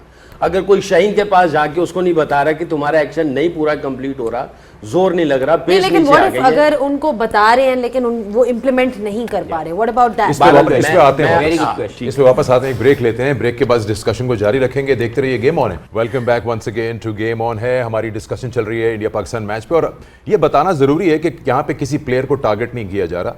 बात सिर्फ इतनी सी है कि क्रिकेट एक परफॉर्मेंस बेस्ड जॉब है, ये भी एक परफॉर्मेंस बेस्ड जॉब है। अगर आप अपनी परफॉर्मेंस नहीं देंगे तो मुझे इनको हटा देंगे और किसी और को ले आएंगे, यार अच्छा करेंगे तो गोद में बिठा लेंगे। तो बात तो सिर्फ इतनी सी है कि परफॉर्मेंस बेस्ड जॉब्स होती हैं, और इस पर सवाल होता है किसी को निकालना वर्ड नहीं यूज़ करना चाहिए, किसी को चेंज करके आप एक बेटर ऑप्शन यूज़ करें। 15 लेकर गए हैं तो वो बाकी 4 बोर हो गए होंगे, उनका भी इस्तेमाल किया जा सकता है। पाकिस्तान की बैटिंग पे बात करेंगे, पाकिस्तान की शॉट सिलेक्शन पे बात करेंगे, क्योंकि ये भी उसका एक हिस्सा है। बॉलिंग पे काफ़ी बात हुई है। Let's get Hafeez because he is our top order bat, and Pakistan की मोड ऑफ डिसमिसल्स देखते हैं, साथ साथ बातचीत भी चलती रहेगी, और बाकी जो हमारे पैनलिस्ट हैं वो भी इस डिसमिसल की और सलमान की। उन्होंने कहा जब आपको पता है कि विकेट स्लो है, बाउंड्रीज बहुत बड़ी हैं, आप ऑन दी अप बॉल आप पे चढ़ रहा है, आप ये शॉट सिलेक्शन क्यों कर रहे हैं जब आपके पास पावर प्ले में और भी बहुत सारे ऑप्शंस हैं? नहीं, उनकी बात इसलिए ठीक है कि उनको अपने प्रोसेस में स्कोर करना आता था, और वो इस पिच को देख रहे हैं कि यहाँ पे शेप रख के टाइम करके स्कोर आप कर सकते हैं, आप स्लॉग करके नहीं कर सकेंगे, क्योंकि कुछ प्लेयर्स ने कुछ ऐसी शॉट्स खेली जो उस पिच पे अवेलेबल नहीं थी। तो आपका पॉजिटिव इंटेंट होना बहुत अच्छी बात है, लेकिन आपकी गेम डेवलपमेंट भी तो जरूरी होनी चाहिए ना, कि आपको उन कंडीशंस में टैक्टिकली स्कोर करना आता हो। तो इसमें अगर आप पहले 4 बंदों को आउट होता देखेंगे तो आपको नहीं समझ आएगी, बिकॉज उन्होंने जो शॉट्स खेले वो उस पिच पे अवेलेबल नहीं थे। ये बात। अच्छा सना, सीनियर प्लेयर्स को रिस्पॉन्सिबिलिटी लेना ये कितनी ज़रूरी बात है? बिकॉज अगर हम आईसीसी टूर्नामेंट्स में देखें, again like Sikandar said, it's not really about going after certain individuals, but at the end of the day accountability भी एक कोई चीज़ होती है किसी टीम में। कंसिस्टेंटली बार बार जब वही गलतियाँ होती हैं और वही परफॉर्मेंस रिपीट होती है, तब how do you look at the certain players? I mean, जिस तरह उन्होंने कहा शाहीन का फॉर्म अच्छा नहीं है, लेकिन जितने आईसीसी टूर्नामेंट्स आई थिंक हमारे पास मज़र ने कुछ स्टैट्स भी भेजे थे, उन पे भी एक नज़र डाल लेते हैं, जिसमें कि आपके पास शादाब, शाहीन और बाबर आजम है, एंड उनकी performances versus India, this is specifically versus India, और ये है पिछले 6-7 साल जो आप टूर्नामेंट्स में जितनी दफ़ा आपने इंडिया को फेस किया है, विच इज़ अबाउट 6-7 टाइम्स, उसमें ये आपके स्टैट्स हैं। और अगेन वही वाली बात आ जाती है कि जो आप एक्सपेक्ट करते हो, you expect much more from players who came, they showed a lot of potential. मतलब जिस तरह बाबर की अगर बात होती है, जब वो आए थे तो he was considered to be one of the greatest players batters जो पाकिस्तान ने कभी देखा जब वो आए थे। लेकिन मैं ये बात कर रही हूँ कि टूर्नामेंट्स में क्यों अगेंस्ट इंडिया हमें सीनियर प्लेयर्स की तरफ से वो क्यों परफॉर्मेंस नज़र नहीं आ रही? Is it pressure, is it the fact कि you have to look at other solutions? किस तरह से आप इस पॉइंट ऑफ व्यू को देखती हैं? देखिए, शादाब और अगर शाहीन को पहले मैं उनकी बात करूं तो उनके रूल्स को ज़्यादा छेड़ा नहीं गया। शाहीन को ऑलमोस्ट 99% हर मैच में नया बॉल दिया गया, ठीक है, तो उनका ये कोई मसला नहीं है। शादाब को भी मिडल ओवर्स में यूज़ किया गया, ऐसा नहीं हुआ कि शादाब से कहा जी दूसरा ओवर आके कर दो या तीसरा कर दो या 19वां कर दो या 20वां कर दो। सो ये प्योरली ज़्यादा जिम्मेदारी इन दो प्लेयर्स की है कि इन्होंने अपने आप को कैसे एग्जीक्यूट किया, अपनी तैयारी कैसे की, लेफ्टीज पे अपने आप को कैसे तैयार किया, राइटी पे कैसे किया, कंडीशंस पे कैसे किया। बाबर के लिए मैं सिर्फ कहूँगी कि अपार्ट फ्रॉम जो जब ये ओपन करते थे वहाँ पर इनकी परफॉर्मेंसेज अलग थी। पिछले 1 साल में हमने बाबर को बहुत गलत भी उनके साथ किया है, उनकी अपनी जिम्मेदारी भी है। मैं कह रही हूँ 80% बाबर की जिम्मेदारी है, लेकिन मिस हैंडलिंग भी हुई है उनके साथ। जहाँ तक सीनियर प्लेयर्स की रिस्पॉन्सिबिलिटी की बात है, सीनियर प्लेयर अपनी टीम में जगह सिर्फ एक तरह जस्टिफाई करता है अगर वो मैच विनर होता है। आप जूनियर जब आता है ना, वो सीख रहा होता है, वो आसपास से चीज़ें एब्जॉर्ब कर रहा होता है कि मैंने मैच जिताना कैसे।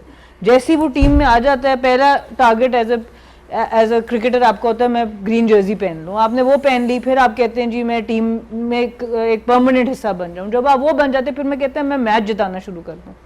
तो जूनियर तो का काम है आपको चिप इन करना। जहाँ सीनियर ने 50 किया मैं 20 कर दूँ, जहाँ किसी ने 4 ओवर का स्पेल 4 विकेटों का स्पेल किया मैं 2 विकेट्स ले दूँ।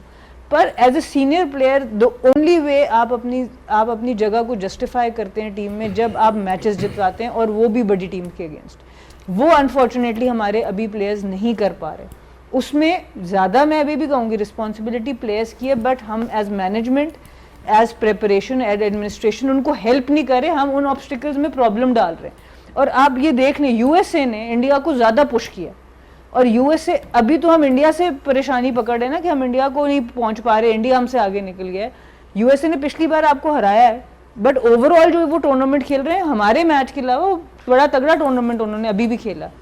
अभी भी लीडिंग विकेट टेकर उनकी टीम में से वर्ल्ड कप का। सो ये टीमें भी आपसे आगे निकल जाएंगी अगर हम अपना एक्ट टुगेदर नहीं करेंगे। हम लोग as admin, as organisers, as players इकट्ठे एक पेज पे नहीं आएंगे तो ये बाकी सारी टीमें भी आपको बड़े आसानी से कंसेक्यूटिवली हराना शुरू कर देंगी। आपने देख लिया इंग्लैंड का हाल, नेपाल ने उनको ऑलमोस्ट पकड़ लिया था, वेस्ट इंडीज़ ने उनको हरा दिया। तो ये क्रिकेट किसी की मीरास नहीं है। हम इसके साथ ऑनेस्ट नहीं होंगे, आप सिर्फ just because you are Pakistan या कोई भी आप बड़ा नाम है क्रिकेट में, वो आपको बख्शेगी नहीं। चलिए, आपने बात की सिलेक्शन कमेटी की, आपने बात की मैनेजमेंट की, अब मतलब सिर्फ रेपुटेशन आपको नहीं safe, just summarising what she is saying, reputation से भी बाहर आपको मोमेंट ऑफ ट्रूथ पे, क्योंकि टूर्नामेंट चल रहा है, अब वो तो ऐसे बैक एंड जॉब्स हैं जिनको आप ओवर पीरियड ऑफ टाइम शायद कर सकते हैं। अब आपका मैच है नामीबिया से और ये लास्ट आपका मैच है राउंड का, आप ये जीतेंगे तो आप सुपर 8 में जा रहे हैं जहाँ पे और तगड़ी टीमें आएंगी। इंपॉर्टेंट है कि डू और डाई है, जीतना है, क्योंकि अगर गॉड फॉरबिड आप हारते हैं तो यूएसए थ्रू हो जाएगी। यूएसए ने अपने पूरे मैच खेल लिए हैं और वो पॉजिटिव नेट रन रेट में, Pakistan negative net run rate में आ गया। आप इस 11 में कोई चेंज लाएंगे? इसलिए पूछ रहा हूँ कि आप वो ट्राई कर लें नमीबिया के खिलाफ ताकि सुपर 8 में आपका सेट हो जाए मामला कि आप इसको लेके चलना है आगे, या आप कहेंगे कि नहीं, विल कंटिन्यू विद दिस। आप क्यों स्माइल कर रहे हैं? नहीं, पहले गुल से सवाल हुआ, वो बात कुछ सोच रहे थे लेकिन उन्होंने कहा चलो ट्रूथ है, स्ट्रेट फॉरवर्ड है, दिस इज योर ओपिनियन। नहीं, ऑब्वियसली आपके इस परफॉर्मेंस के बाद तो आप डेफिनेटली चेंजेस करेंगे, स्पेशली आपके फास्ट बॉलर 2 पेसर के साथ जा रहे, एक को आप बॉल नहीं कराए, दूसरा जो कर जिससे करा भी रहे हो उससे परफॉर्म नहीं हो और इसके फॉर्म नहीं है। तो ऑब्वियसली नेक्स्ट मैच में बिफोर द सुपर 8 आपने नेक्स्ट मैच में आपने ट्राई आउट करना है, किसी और को मौका देना है, क्योंकि शाहीन नो डाउट हमारा सीनियर है लेकिन अब उस परफॉर्म नहीं कर रहा, बैक टू बैक 3 मैचेस हो गए, उस पर ख़ुद भी प्रेशर है। अब आई डोंट नो कि उसकी प्रिपरेशन किस तरह है मैचेस के लिए। जिस तरह हम बात कर रहे हैं कि सीनियर प्लेयर्स की एक रिस्पॉन्सिबिलिटी होती है, तो बीइंग अ सीनियर उससे जो रिक्वायरमेंट है कि आपने नया बॉल करके देना है या फिर पुराना बॉल करना है, उसके लिए उसकी प्रिपरेशन हो रही है कि नहीं हो रही है। बाय द सेम टाइम ये कोचेस की भी रिस्पॉन्सिबिलिटी है कि वो उसके साथ वो जो उसकी फॉल्ट है या जो गलती कह सकते हैं आप, या जो उसकी वीकनेस है कि जहाँ पे उससे रिक्वायरमेंट है या एक्सपेक्टेशन है, उस चीज़ के लिए वो प्रिपेयर्ड है कि नहीं। तो मेरे ख्याल से ऑब्वियसली नेक्स्ट मैच के लिए आपने ऐसे बॉलर को खिलाना होगा कि जो आपके लिए तीनों फेज़ में बॉल कर सके। सिर्फ ये नहीं कि नया बॉल करे, डेथ के ओवर भी आपको आज पता चल गया कि आपके एंड के ओवर आप पेसर से करा सकते, स्पिनर से आप कभी भी चांस नहीं ले सकते। ये तो इंडिया के अगेंस्ट था, मे भी आगे और भी आपके सुपर 8 में और ज़्यादा टफ ओपोनेंट आएंगे, तो वहाँ पे बिफोर द सुपर 8 नामीबिया के अगेंस्ट मैं ऐसे बॉलर को खिलाऊँगा कि जो मेरे लिए तीनों फेज में बॉल कर सके। आपने वर्ड पेसर्स प्लूरल यूज़ किया, तो आप कह रहे हैं कि या तो नसीम सलमान को लेके आए शाहीन की जगह और फ़हीम को ऑपरेशनल करें एज अ बॉलर। जी तो बिल्कुल, दो ऑप्शंस हो बॉलिंग के। बिल्कुल ऐसे ही है कि आपने पेसर्स के आप अपने पेसर को बढ़ा दिए। इवन का अगर फ़हीम भी खेल रहे हैं तो फ़हीम को एटलीस्ट ये है कि उसके वेरिएशन वो कर सकते हैं, आपको उसको मिडल में यूज़ करें, उस पर ट्रस्ट करें। लेकिन जो मुझे नज़र आ रहा है, जिस तरह मैंने अभी रिसेंटली नसीम शाह की जो फॉर्म देखे, रिदम देखे और उसके पास जो स्किल्स है, आई थिंक वो आपके लिए तीनों फेज में बॉल कर सकता है। पावर प्ले में नया बॉल भी कर सकता है और डेथ के भी, और इवन वो अच्छे वेरिएशन के साथ जो यहाँ पे डिमांड कर रहा है आपसे स्लोअर बाउंसर, आप बिगर बाउंड्रीज को समटाइम आपके स्क्वायर चेंज होता है, पिचेज आपकी चेंज होती है, एक साइड की बाउंड्री आपकी बड़ी हो जाती है, तो उसको एक्सपीरियंस है, वो स्लोअर बाउंसर, तेज बाउंसर वो कर सकता है। ठीक। ऑल्सो जिस तरह आप पाकिस्तान के पास सकलैन बहुत सारे ऑप्शंस हैं बॉलिंग में, तो वही वाली बात आ गई जैसे आपने कहा कि फ़हीम अशरफ भी हैं, उनको भी यूटिलाइज़ किया जा सकता है, बट आर वी सेइंग है कि he should open the bowling with let's say Naseem और सलमान। हम उनकी यूटिलिटी की मैं बात कर रही हूँ कि एज ए बॉलर आप उनको किस तरह से देखते हैं, बिकॉज कभी हम साइम से भी, अभी आगा ने खुद भी कर लिया, फिर हम साइम से भी दूसरे एंड पे करा रहे थे। मैं वही कह रही हूँ, ऑप्शंस इतने ज़्यादा हैं कि वो एक थोड़ी सी कंफ्यूजन नज़र आ रही है कि कौन सा प्लेयर कहाँ पे बॉलिंग कराएगा। तो फ़हीम की लेट से बात, फ़हीम मेरा ख्याल है नया गेंद अच्छा करता है, उसने 4-डे क्रिकेट काफ़ी खेली हुई है, और नए गेंद अगर थोड़ा बहुत विकेट थोड़ा सपोर्ट करती है, नया गेंद है, अच्छे एरिए से टॉप ऑफ अगर गेंद करता है, नए गेंद की यूटिलाइजेशन अच्छी कर लेता है, तो मेरा ख्याल है देयर इज़ नो हार्म। हाँ ऐसा है, उसके स्टैट्स बताते हैं कि वो डेथ में उतना कामयाब नहीं है, तो आप उसको नए गेंद के साथ और मिडल ओवर में 1-2 ओवर करवा के आप 3-4 ओवर करवा सकते हैं उसको। अगर आप उसको ओवर नहीं करवा रहे तो मेरा नहीं ख्याल कि उसकी कुछ जगह बनती है। फिर अगर ऐसा देखा जाए, आपको अगर उसको रखना ही है तो आपको बॉलिंग करवानी ही करवानी है। ज़्यादा ऑप्शंस में आप कंफ्यूज हो जाएंगे। आपको हमारे ज़माने में, ठीक है हम कहते हैं कि भाई ये बहुत पीछे की बात हो रही है, बट मेरा ख्याल है ये क्रिकेट वही है।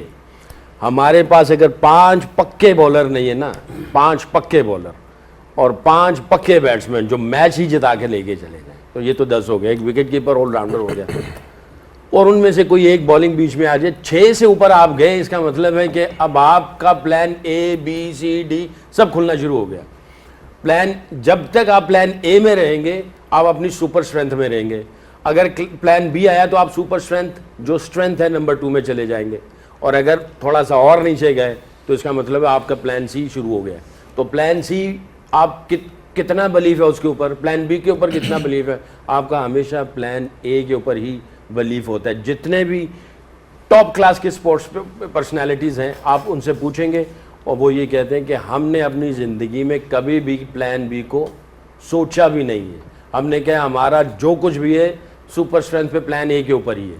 तो ठीक है, ये क्रिकेट है, टीम गेम है, इसमें आप प्लान बी किसी एक इंडिविजुअल खिलाड़ी को कह सकते हैं और उस प्लान बी के ऊपर आपका कितना बिलीफ है, और अगर आप उसको इस्तेमाल ही नहीं कर रहे और फिर कहीं क्रंच सिचुएशन में आप इस्तेमाल करने, तो फिर आपका माइंडसेट क्या है और आपकी प्रेपरेशन क्या है, आप क्या सोच रहे हैं, आप किस तरह, क्या पूरे वर्ल्ड कप को देके चल रहे हैं, स्पोर्ट्स स्टाफ, कैप्टन, बॉलर किस तरह चल रहे हैं आप, तो आपके अंदर क्लैरिटी होना बहुत ज़रूरी है। मैं सिर्फ एक चीज़ क्लियर करना चाहता हूँ रिगार्डिंग ऑलराउंडर्स।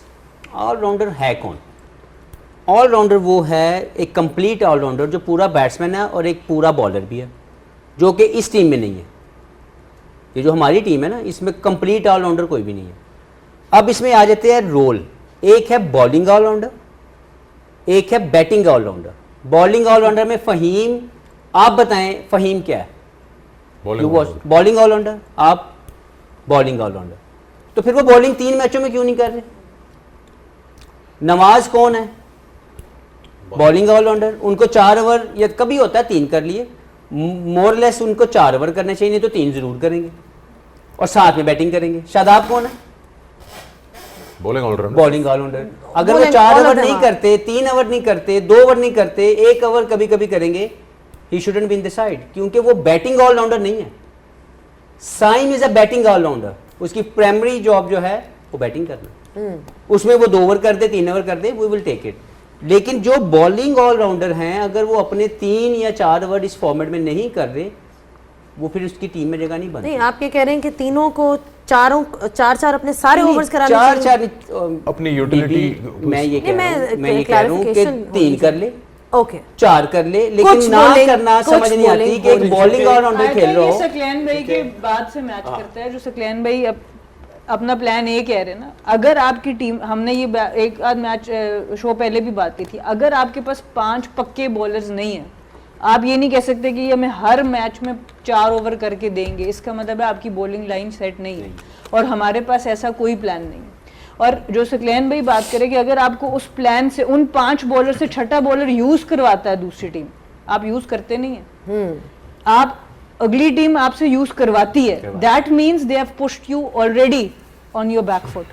आपके 5 पहले बॉलर क्यों नहीं इतने अच्छे कि वो ओवर कर सकें, इसका मतलब है कि अगली टीम ने आपको पुश कर दिया पीछे, आपको रिक्वायरमेंट ठीक है। अब इसकी एग्जांपल एक और ऐसे बनती है कि अगर बैट्समैन है, आप बैटिंग स्ट्रेंथ को लंबा करने के लिए कोई और ऐसे ऑलराउंडर बीच में ले आए, आप बैटिंग स्ट्रेंथ को लंबा कर रहे हैं, आपने इसको तो लंबा कर दिया, बट बॉलिंग स्ट्रेंथ की तरफ आपने कंफ्यूजन कर दी, इधर आपने पक्के पत्ते रखे ही नहीं है। तो आपको जब तक पक्के इधर और पक्के इधर, आपकी जिम्मेदारी है, और अब आपकी जिम्मेदारी है, ठीक, और फिर आप प्लान ए पे रहेंगे। और मुझे पता है आप जा रहे हैं ब्रेक पे, एक जल्दी से बात बस कर दूंगी। आज बाजिद खान ने भी बहुत अच्छी बात की कमेंट्री पे, वो यही कह रहे थे कि जब 4-5 आउट हो गए, उन्होंने कहा अब जो इतने ही लंबी हमने बैटिंग खिलाई है, क्या वो हमें इस प्रॉब्लम से निकाल सकती है कि नहीं।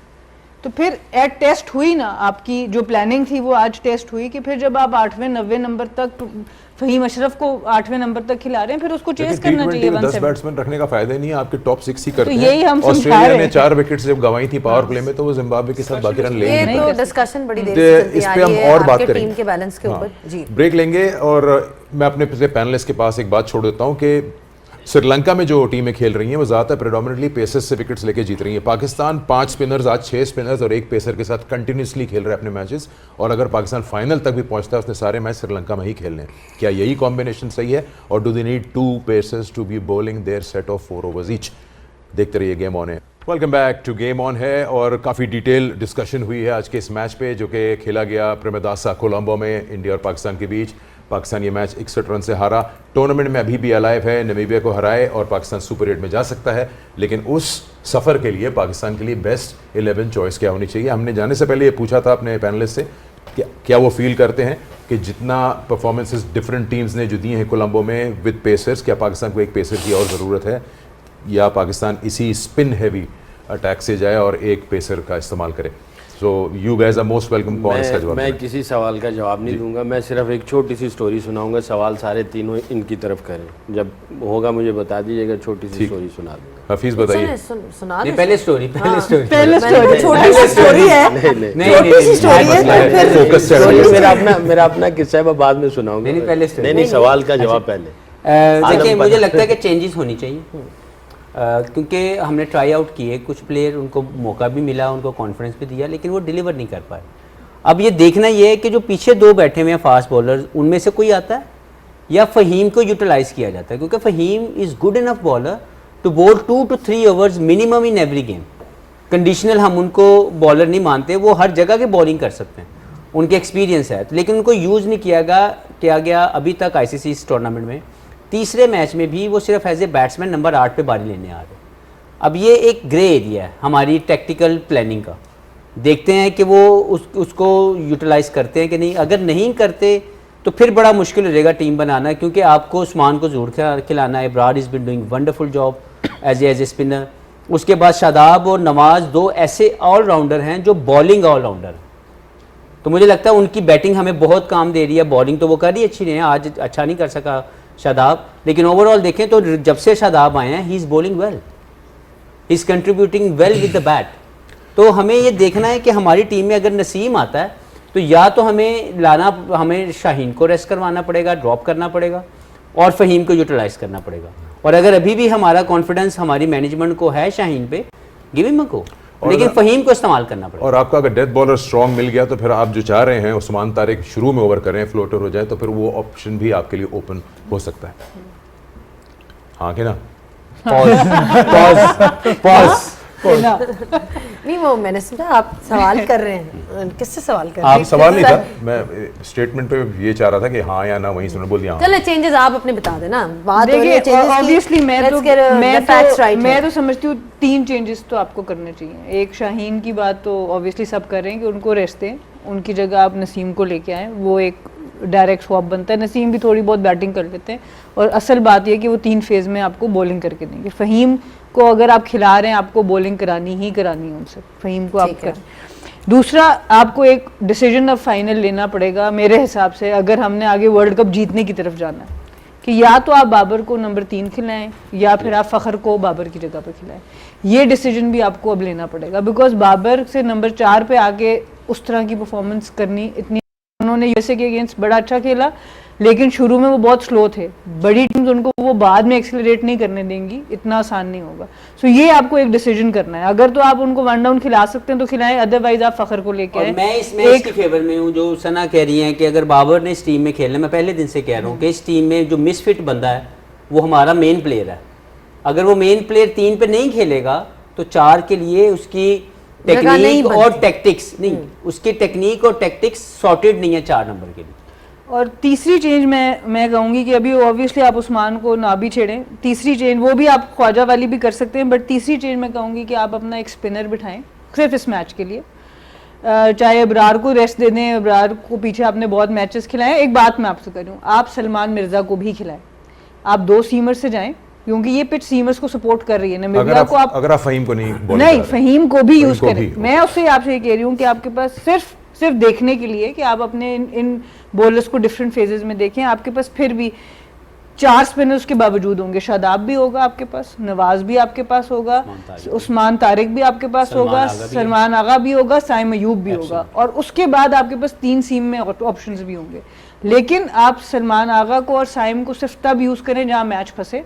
आप पहले नवाज, शादाब, जो आपके 2 जेन्युइन सीमर्स हैं, और फ़हीम, पहले अपने दिमाग में इनको बनाएं। मैं सिर्फ इस वजह से ये बात कर रही हूँ, जो प्लान ए है वो हमने फाइंड आउट करना है पहले बॉलिंग का। हमारा प्लान ए सॉर्ट आउट नहीं है अभी। उसमें आपने खुद कहा कि मिडिल ऑर्डर वीक है, तो आप एक बैटर सेक्रीफाइस कर रहे हैं, और नोइंग बैटर मैंने नहीं सेक्रीफाइस किया, मैंने स्पिनर का अबरार का।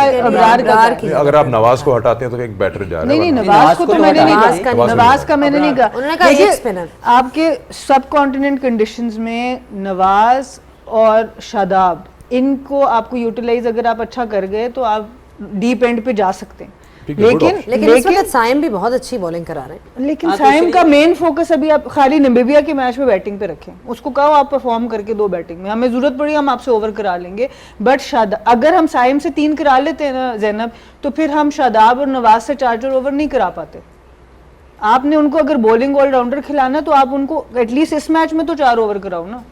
उनको फील तब होता है आपको एज ए बॉलर कि मैं 4 ओवर हर मैच में कराऊं, मैं गूगलीज भी कराऊं, मैं विकेटें भी लूं। कॉन्फिडेंस बिल्ड करना ना आपने। साइम का तो कॉन्फिडेंस बॉलिंग में बिल्ड है, वो आपको कोई परेशानी नहीं है। इस मैच में आपने जीता, आपने इस मैच में 2 काम करने हैं।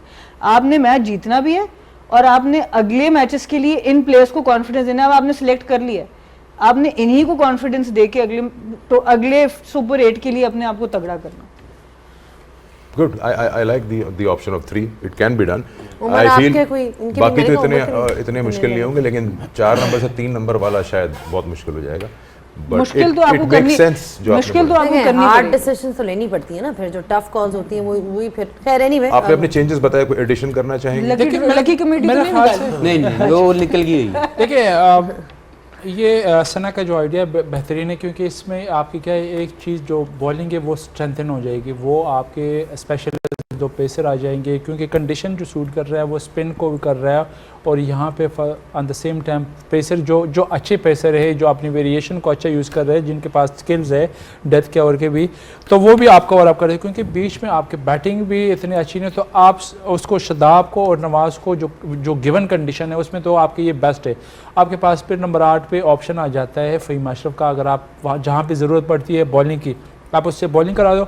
अदरवाइज़ आपके पास 2 जेन्युइन पेसर होंगे, नसीम और सलमान मिर्ज़ा। तो आई थिंक ये एक हम चेंजिंग कर सकते, लेकिन ये फिर ये है कि आप इब्रार आपका वो भी मैच विनर बॉलर है, आप उसके साथ बात करके आप उनके साथ उनको अपने और कॉन्फिडेंस में ले कि हम आपको ड्रॉप नहीं करें, हम कम्बिनेशन ट्राई आउट करना चाहिए, क्योंकि आगे सुपर 8 में आपके डिफरेंट ओपोनेंट आएंगे, डिफरेंट अपोजिशन आएंगे। मे बी कंडीशन थोड़ी सी चेंज हो, जहाँ पे श्रीलंका में खेले, लेकिन अब कंफर्म नहीं है कि हम सारे मैचेस कोलंबो में खेले कि हमारे मैचेस कैंडी में भी पहले के लिए जाएंगे, पहले जाएंगे तो वहाँ पे आपके पेसर की ज़रूरत पड़ सकती है। तो एक तो आपके कम्युनिकेशन प्लेयर के साथ उसको कॉन्फिडेंस में लेना, ये बड़ा इंपॉर्टेंट है। और आई थिंक जो नेक्स्ट मैच में इसमें हमें 2 जनरल पेसर के साथ जाना चाहिए। अच्छा, आप भी कोई सजेशन दे दें या स्टोरी सुनाना? स्टोरी पे आऊँगा, मगर मैं ये समझ रहा हूँ कि ये जितनी भी चीज़ें हैं, मेरा एक जो थिंक टैंक है उससे ये क्वेश्चन बनता है, अगर सुने या क्वेश्चन पहुंच जाए। इंग्लिश में बोलना पड़ेगा, में उर्दू समझ नहीं आएगी उनको। नहीं जी, सीधे पंजाबी जी गाल करनी, वांदी पंजाबी जी समझ वो भी नहीं आनी, समझ अभी नहीं आनी, एनजी जानते हो। फिर पंजाबी ਜਿਹੜੇ ਲੋਕ ਨੇ ਉਹਨਾਂ ਨੂੰ समझ देखें वर्ल्ड कप की प्रेपरेशन फिर कैसी हुई हमारी, किस माइंडसेट से हम लोग अंदर गए, एक। नंबर 2, कब से हमने स्टार्ट शुरू कर दिया था वर्ल्ड कप को टारगेट बनाना है कि हम वर्ल्ड कप खेलने जा रहे हैं, हमने जीतना है, वो कौन सी डेट थी? अब आ गए हम लोग, अब ये जितने भी सॉल्यूशंस हमने दिए हैं ये सब एक्सपेरिमेंट है। क्या आप मेगा इवेंट में भी एक्सपेरिमेंट्स के साथ ही चलते चले जाएंगे? वैसे इन सब में बहुत पावरफुल लॉजिक्स हैं, तो कितने बड़े ब्लंडर्स हुए हैं ये। अच्छा, मैं आपको स्टोरी सुनाता हूँ। मैं नया इंग्लैंड में गया, पंजाबी बंदा जिन्होंने उर्दू भी नहीं सी आती, कराची जाके उर्दू सीखी। तो आपको तो पता ही लाइसेंस कैसे मिलता है पाकिस्तान में आपको, तो इंटरनेशनल लाइसेंस बनवा के तो मैं इंग्लैंड चला गया। उन्होंने मुझे बड़ी वोक्सवैगन ओमेगा गाड़ी दी, ऑटोमेटिक, ये प्रो आ गया है। तो दीवार के सामने गाड़ी खड़ी कर दी उन्होंने ना।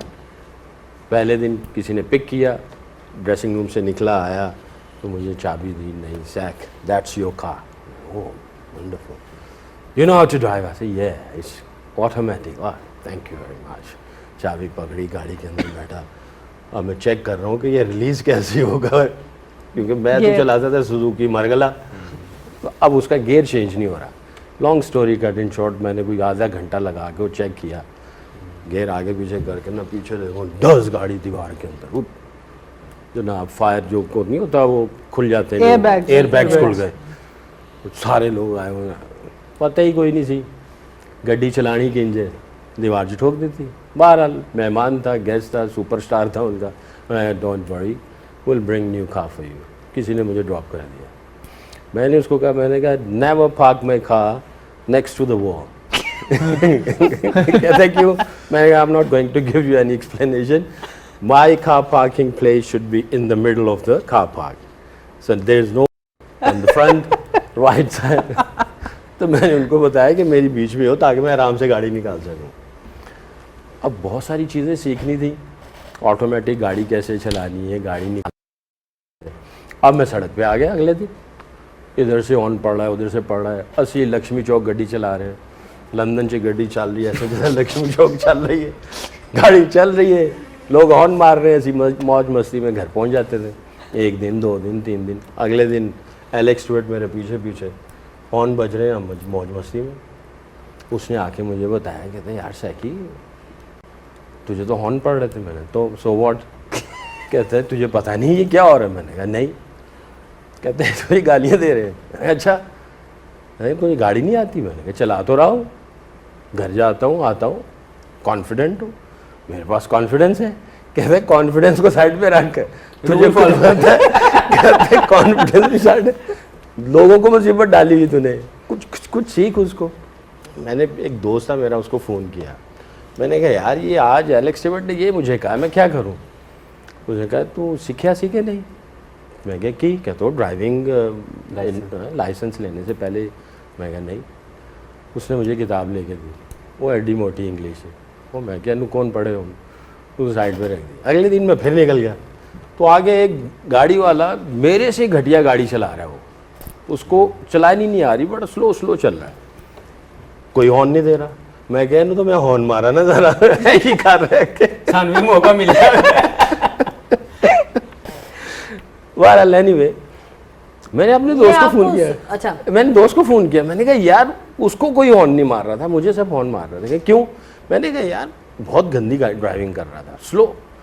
कहता कुछ साइन वाइन गाड़ी के, मैंने कहा हाँ एक रेड कलर का ना L लिखा हुआ था। कहता वो लर्नर था भाई, ये इसका मतलब है लर्नर, तो उसको कोई हॉर्न नहीं मारेगा, सारे रास्ते देंगे और आहिस्ता आहिस्ता ये सीख जाएगा। मैंने कहा अच्छा। मैं गया DIY स्टोर, वहाँ से जाके ना मैंने वो जनाब प्लेटें ख़रीद ली। मैं जब भी घर से निकलूँ प्लेट लगाऊँ और गाड़ी चलाता हूँ तो ओवल जाऊँ, उधर से गाड़ी लगाता हूँ इधर आऊँ। 3-4 महीने में वो L प्लेट लगी रही, रास्ते भी सीख लिए, आना जाना भी लगा रहा, कुछ रूल रेगुलेशन का भी पता चल गया। उससे मेरी ज़िंदगी बहुत आसान हो गई, उस L प्लेट से। अगर ये L प्लेट नहीं लगेगी ना हमारी पूरी टीम के ऊपर, तो यकीन करें हमारी ग्रोथ नहीं होनी, हमने कुछ सीखना नहीं है। वरना ये प्रोग्राम स्टार्टिंग में हमने क्या कहा था, एशिया कप के मैचेस निकाल लो, उससे पिछले मैचेस निकाल लो, ये सारी बातें ऐसी होंगी और ये इसी तरह रिपीट चलता रहेगा, स्टीरियोटाइप चलता रहेगा चलता रहेगा चलता रहेगा। ऊपर से लेके नीचे तक सबको सीखना है। मैंने सीखना है, आपने सीखना है, सब ने सीखना है, कोचेस ने सीखना है, प्लेयर्स ने सीखना है। अगर ये L प्लेट नहीं लगेगी और स्टबन रहेंगे और जनाब दीवार के साथ टक्कर मारते रहेंगे, नुकसान हमारा और पाकिस्तान का है। यानी हॉर्न वाजे ने सिर्फ सानू नहीं समझ आ रही, ऐसी लक्ष्मी चौक की गड्डी चला रहे हैं और मौज मस्तियाँ कर रहे हैं। और यकीन करें पाकिस्तान की शान, पाकिस्तान की इज़्ज़त को सामने रखते हुए हमें सीखना है। अगर पाकिस्तान की इज़्ज़त कहीं ऊपर करनी है, उसके झंडे को ऊपर लेके जाना है, अगर नहीं सीखोगे तो हॉर्न भी पड़ेंगे, गाली भी पड़ेंगे। समझ आ गई आपको? एनालॉजी अच्छी लगी, इतनी अच्छी उन्होंने कार के साथ लर्निंग एक्सपीरियंस के साथ एनालॉजी दी, बट मैसेज जो कोर मैसेज था which was that you have to learn, which I hope that Pakistan does because they're still very much in the tournament and of course one would hope कि वो अपनी गलतियों से at some point सीखें और उसके मुताबिक डिसीजन मेकिंग भी उसके मुताबिक हो। चलिए जी, एक ब्रेक लेते हैं।